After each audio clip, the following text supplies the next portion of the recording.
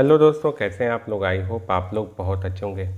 दोस्तों, pre mature exist from NPS, इस पे मैंने ऑलरेडी कई वीडियो बनाए हुए हैं, लेकिन यहाँ पर एक कन्फ्यूजन पैदा हो रहा है कि अगर आपको प्री मैच्योर एग्जिस्ट करना है तो न्यूनतम कितने वर्ष तक आपको एनपीएस में अंशदान करना पड़ेगा। तो आज की वीडियो में हम बस यही जानने वाले हैं वो कौन से नियम हैं जो बताते हैं कि आपको न्यूनतम एनपीएस में कितने वर्ष तक अंशदान करना होगा। इसके बाद ही आप प्री मैच्योर एग्जिस्ट कर सकते हैं, और साथ में हम ये भी समझेंगे कि कितना आप एग्जिस्ट कर सकते हैं और कब आपको पेंशन लेनी पड़ेगी। तो चलिए शुरू करते हैं। नमस्कार दोस्तों, मैं कुंवर जैन सिंह आपके अपने चैनल फाइनेंस की पाठशाला में आप सभी का स्वागत करता हूँ।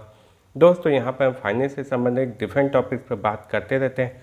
अगर आप चैनल पर नए हैं, पहली बार आए, अभी तक आपने चैनल को सब्सक्राइब नहीं किया है तो चैनल को सब्सक्राइब करके बेल आइकन बटन को प्रेस जरूर कर दीजिएगा और साथ में इस वीडियो को लाइक भी जरूर कर दीजिएगा। चलिए शुरू करते हैं आज की पाठशाला।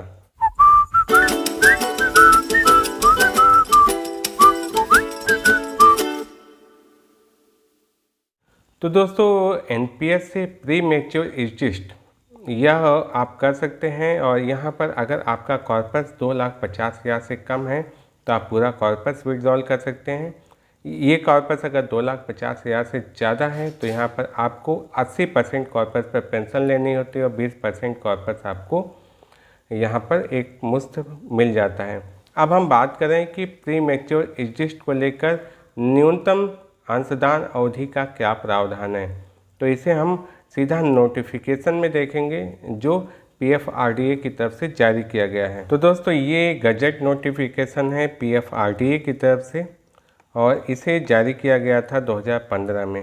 तो इसमें जो भी आपके निकासी और प्रत्याहरण जिसे कहते हैं एग्जिस्ट और विड्रॉल से संबंधित जो रेगुलेशन है उसके बारे में दिए गए हैं, और इस रेगुलेशन को समय समय पर अपडेट भी किया गया है। जैसे प्रत्याहरण के समय न्यूनतम राशि कितनी होनी चाहिए, न्यूनतम अवधि कितनी होनी चाहिए, तब आप विड्रॉल कर सकते हैं। तो जो पहले 10 साल था वो 3 साल हो गया। तो ऐसी कुछ चीज़ें।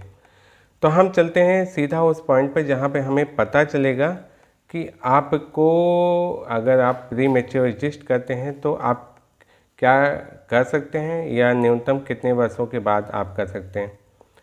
देखिए, तो यहाँ पर आपको मिलेगा सरकारी सेक्टर के अवदाताओं का पेंशन निकास, ये पॉइंट नंबर 3 है इसमें। तो सरकारी सेक्टर का कोई अवदाता राष्ट्रीय पेंशन प्रणाली से निश्चित निर्दिष्ट रीतियों में बाहर आएगा, अर्थात तो बाकी तो आप वही है कि 60 वर्ष की वार्षिक अधिवासिता की आयु पर। तो मैं ले चलता हूँ आपके इसके खा नंबर पर।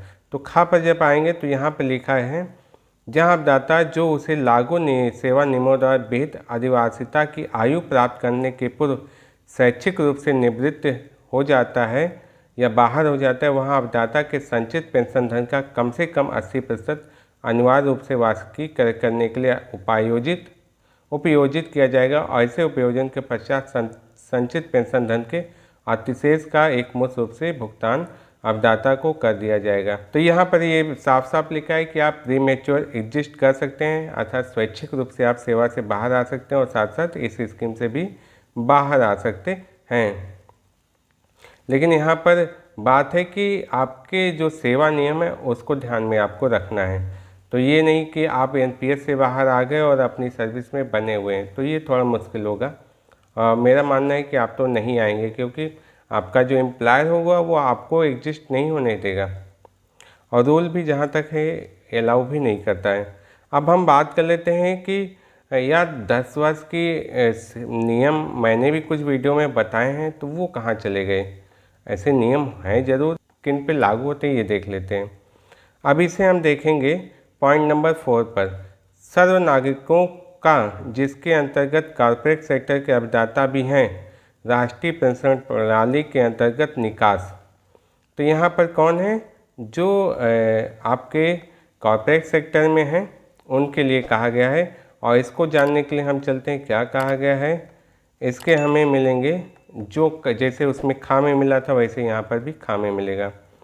जो अभिदाता जहाँ अभिदाता जो 60 वर्ष की आयु और सेवा नियमों या द्वारा यथाविहित अधिवासिता की आयु प्राप्त करने से पूर्व स्वैच्छिक रूप से राष्ट्रीय पेंशन प्रणाली से निकास की वांछा करता है, ऐसे अभिदाता को केवल इस आधार पर विकल्प का प्रयोग करने के लिए अनुज्ञात किया जाएगा यदि वह राष्ट्रीय पेंशन प्रणाली में न्यूनतम 10 वर्ष से अभिदाय कर रहा हो।